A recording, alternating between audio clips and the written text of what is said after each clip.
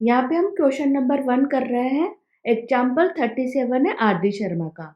आपको round shape की एक बैलून दे रखी है। यदि ऑब्जर्वर उसको देखता है तो पहले टॉप पे देखेगा और बॉटम पे देखेगा। तब उस देखने वाले एंगल को हम क्या बोल रहे हैं? अल्फा। और सेंटर से देखता है, सेंटर पे देखेगा तो एंगल क्या बना रहा है? बीटा। तो यहाँ पे सेंटर एंगल इज बीटा और ऑब्जर्वर एंगल इज अल्फा। तो पी ए और पी बी आपको क्या गिवन है? दो टेंजेंट है और दोनों टेंजेंट इक्वल होती है। P A P B equal to tangent और angle A P B is alpha. A P B is alpha और angle O P L O P L is beta. आपको क्या प्रूव करना है? Height of centre of balloon is R sine beta cosec alpha by 2 prove करना है। तो इसका मतलब ओ एल आपको निकालना है। अब हम in triangle O P B में देखेंगे, ओ पी बी में देखेंगे, O P B sine alpha by 2। यदि ये पूरा एंगल अल्फा है और सेंटर से कोई लाइन पास हो रही है तो दोनों एंगल इक्वल इक्वल डिवाइड हो जाएंगे। तो अल्फा का इक्वल पार्ट अल्फा बाई 2 और अल्फा बाई 2 दोनों को पास हो जाएंगे क्योंकि ओ पी ए कॉन्ग्रेंट है ओ पी बी के। तो दोनों ट्राइंगल कॉन्ग्रेंट होने से यहाँ पे अल्फा बाई 2 और अल्फा बाई 2 डिवाइड हो जाएंगे। अब आपको ओ पी बी ट्राइंगल के अंदर क्या देखते हैं? Sine alpha by 2 equal to perpendicular upon hypotenuse OP. OB is radius and OP को ओपी लिखना है। तो यहाँ से ओपी क्या मिलेगा आपको? R upon sine alpha by 2। इसको इक्वेशन नंबर 1 लिख दीजिए। अब in triangle O P L, यहाँ से देखिए ओ पी एल में sine beta is O L upon O P.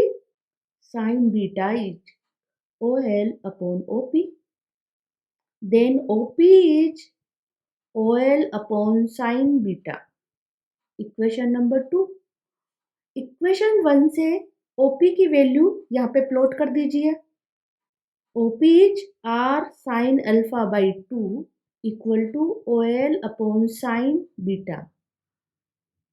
Then O L equal to R sine beta upon sine alpha by 2 equal to क्या हो जाएगा? आर साइन अल्फा बाई 2 को ऊपर ले जाके क्या हो जाएगा? Cosec alpha by 2 sign beta.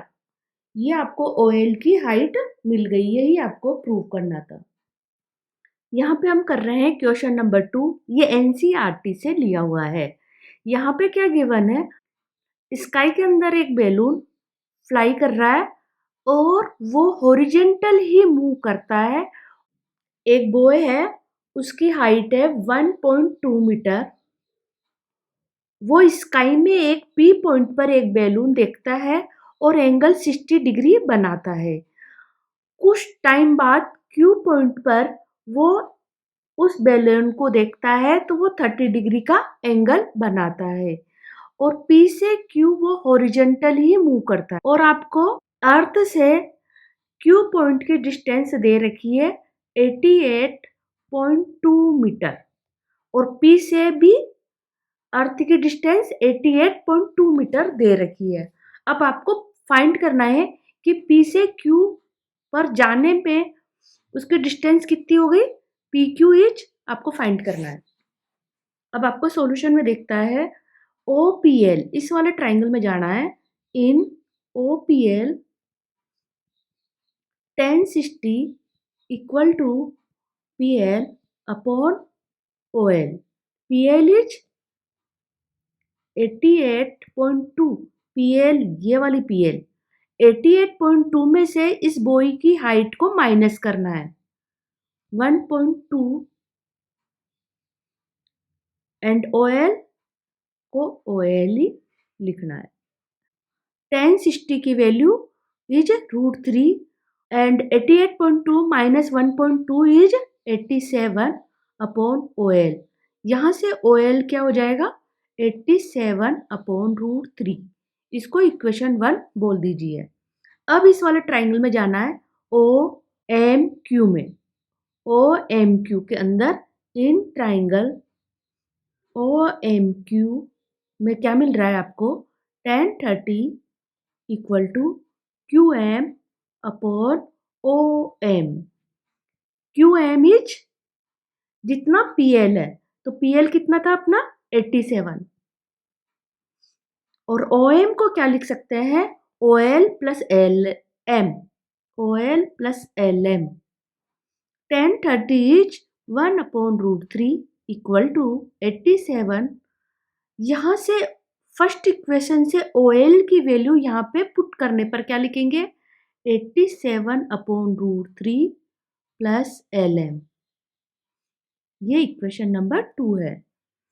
अब इसको क्रॉस मल्टीप्लाई करेंगे तो क्या मिलता है अपने को 87 √3 plus LM equal to 87 √3। LM की वैल्यू क्या मिलेगी आपको 87 √3 माइनस 1 अपॉन √3। 87 यहाँ पे √3 का एलसीएम लेंगे तो ये क्या हो जाएगा 3 minus 1 equal to 87 into 2 upon √3। अब इस नंबर को रेशनलाइज करेंगे तो क्या करेंगे √3 से ऊपर नीचे मल्टीप्लाई करेंगे तो आपका आंसर क्या आ जाएगा 87 इंटू 2 √3 अपॉन 3। इसको 3 से काटना है 58 √3 मीटर। जितना LM है उतनी डिस्टेंस का PQ है तो PQ LM के इक्वल हुआ तो PQ इज 58 √3 मीटर आंसर। यहाँ पे हम क्वेश्चन नंबर 3 कर रहे हैं, ये NCERT से लिया हुआ है। एक बॉय है वो बिल्डिंग को देख रहा है 30 डिग्री के एंगल से। उस बॉय की हाइट है 1.5 मीटर। बॉय वॉक कर रहा है बिल्डिंग की तरफ और वो डी पॉइंट पे पहुंचता है, फिर बिल्डिंग के टॉप को देखता है तो एंगल कितना बना रहा है 60 डिग्री। तो बॉय की वॉकिंग डिस्टेंस आपको निकालनी है और बिल्डिंग की हाइट दे रखी है 30 मीटर। तो आपको ट्राइंगल ABC के अंदर देखना है। In triangle ABC tan 30 equal to BC upon AC। यहां से BC क्या हो गया पूरी बिल्डिंग की हाइट इज 30 तो BC is 30 minus 1.5 and AC is X plus DC। tan 30 is 1 upon √3 equal to 28.5 upon X plus DC। इसको मैं इक्वेशन 1 बोल देती हूँ। अब आपको ट्राइंगल BDC के अंदर जाना है। इन ट्राइंगल BDC में आपको क्या दिख रहा है tan 60 equal to BC upon DC। BC is 28.5 upon DC। tan 60 की value is √3 equal to 28.5 upon DC। Then DC is 28.5 upon √3 equation 2। DC की वैल्यू इक्वेशन 1 में पुट करते हैं तो क्या मिलता है 1 upon √3 equal to 28.5 X plus 28.5 upon √3 from equation 1। यहाँ से क्रॉस मल्टीप्लाई करेंगे तो क्या हो जाएगा X plus 28.5 upon √3 equal to 28.5 √3। यहाँ से आपको x की वैल्यू क्या हो जाएगी 28.5 कॉमन ले लेंगे तो √3 minus 1 upon √3 equal to 28.5 3 - 1 upon √3। √3 को रेशनलाइज करते हैं तो ऊपर नीचे मल्टीप्लाई कर देंगे, तो answer is 28.5 into 2 into √3 upon 3 equal to 19 √3 metre. ये आपको आंसर मिल जाता है। ये आंसर हुआ बॉय की बिल्डिंग की तरफ की वॉकिंग डिस्टेंस। तो एडी इज 19 √3 मीटर वो वॉक करता है। हम क्वेश्चन नंबर 4 कर रहे हैं। ये आर डी शर्मा की एक्सरसाइज का क्वेश्चन 7 है। आपको क्या गिवन है, एक टावर है बीसी, एक टावर है, उसके टॉप पे एक फ्लैग लगा हुआ है। उस फ्लैग की हाइट h2 अपन ने मानी है और इस टावर की हाइट को हमने h1 माना है। हमने एक पॉइंट लिया है ए जो टावर से 70 मीटर डिस्टेंस पर है। वो फ्लैग के टॉप को देखता है तो एंगल 60 डिग्री बनाता है। फ्लैग के बॉटम को देखने पर एंगल 45 बनाता है।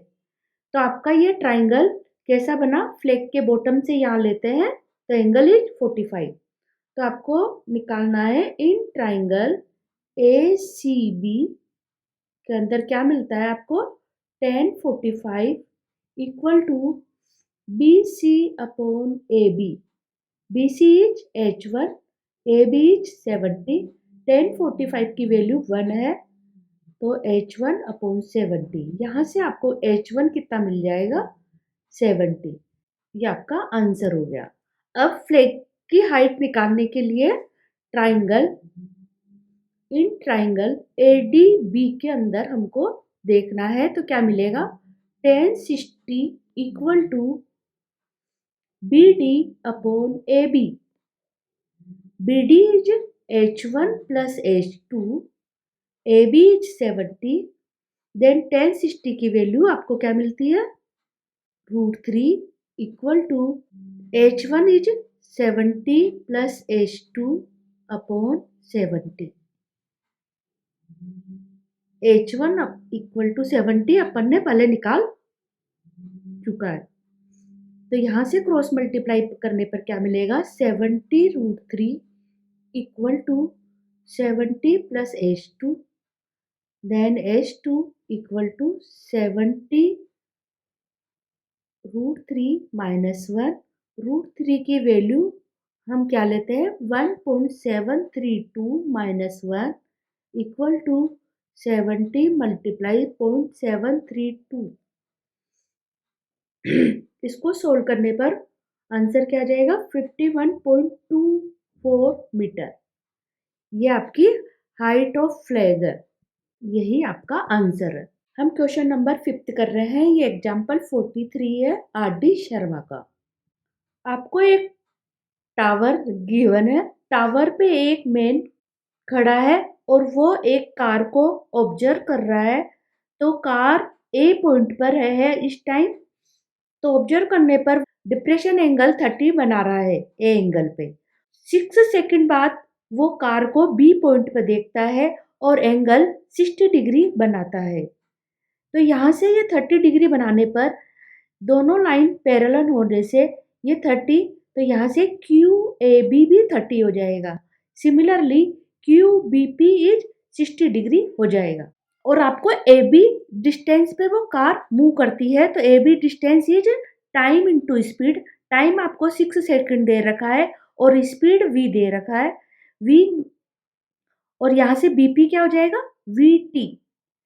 आपको सॉल्यूशन देखना है। अब ट्राइंगल इन ट्राइंगल APQ अंदर tan 30 इक्वल टू H यहाँ पे क्या है, PQ की height, H upon AP is AB plus BP, 6V plus VT। tan 30 is 1 upon √3 equal to H upon 6V plus VT। ये इक्वेशन 1 हो गई। अब ट्राइंगल BQP के अंदर देखते हैं इन ट्राइंगल BPQ में आपको क्या मिलता है, 1060 इक्वल टू H/VT। 1060 की value is √3 equal to H/VT। यहाँ से आपको H क्या मिल जाएगा, √3VT, इक्वेशन नंबर 2।